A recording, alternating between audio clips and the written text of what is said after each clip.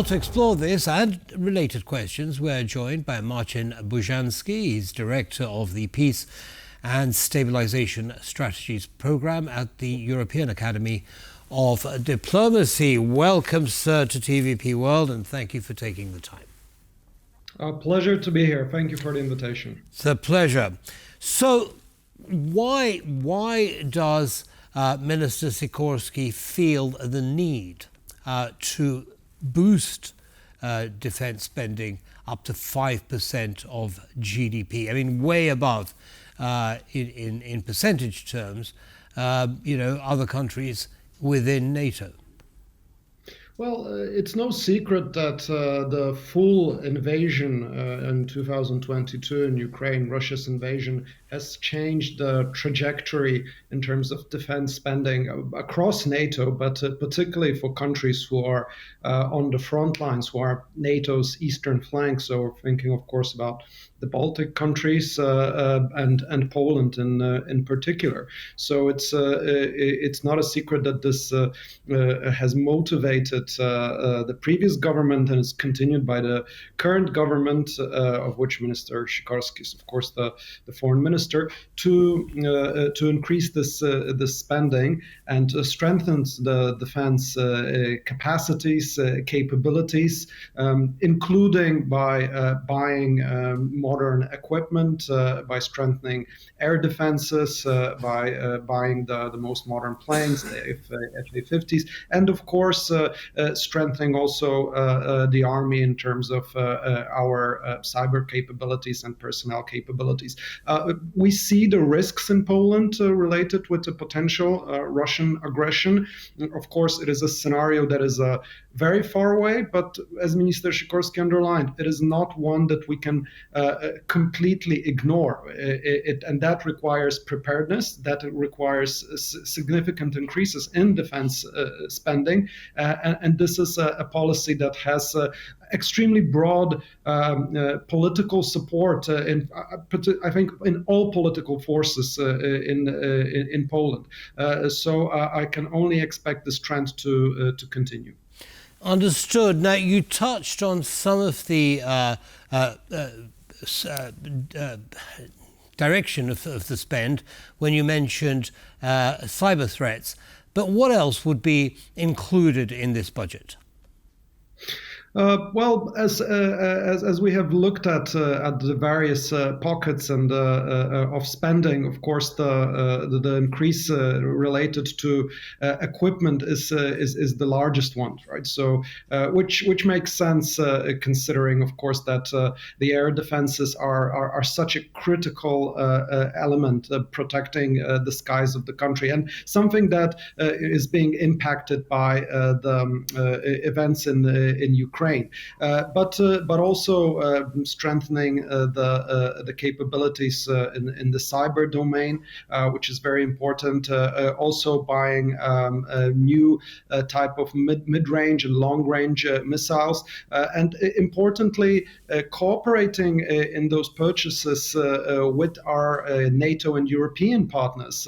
There have been just two major initiatives signed. One initiative, the drone coalition of 12 countries among NATO, a coalition of 4 countries, Poland, Italy, Germany, and France, who will work together on a mid to long range missile over 500 kilometers of range. So this is there are a lot of initiatives here relating with the spectrum, and this is, I think, where we'll see the biggest increases in investments. Of course, this doesn't mean that land forces will not be modernized. This will also be invested in, as we have seen, again, the type of warfare that we've been witnessing in Ukraine. It also means that there is the improvements need to be done really across the board. But I think that the major spending lines will be within the air defenses and within the air forces. Understood. So, for example, things like the threat of migrants at the border and the building of walls and other defences would not be included in this budget. Well, in your they, opinion?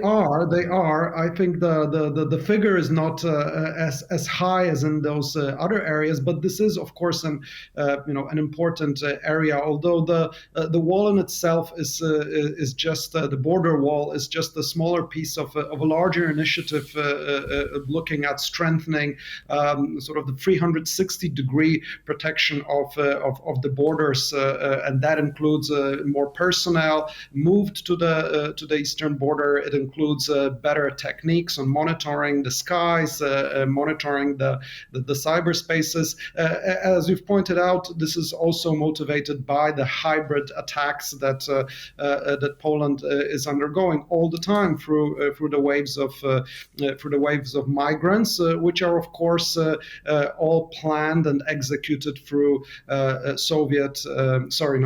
Russian and Belarusian forces, special services. So this is an attack that's ongoing all the time. It's a difficult one to defend against. Of course, those migrants. There are of course people who are being used, but there are people. So when we're witnessing pushbacks, when we're seeing incidents, this is all motivated to try to steer political difficulties for Poland, and also in other EU countries. We are simply all the time under attack. And I think this is coming back to your question about the level of defense spending. This is important to understand. It's not just preparing for a potential war. This war is ongoing.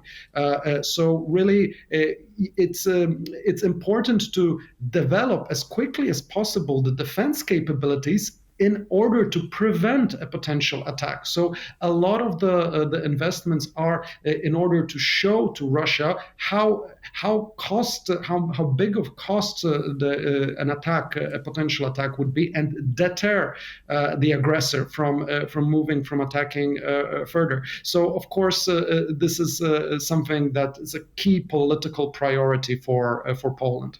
Understood. Now, moving slightly to the economic benefits of this increased spending.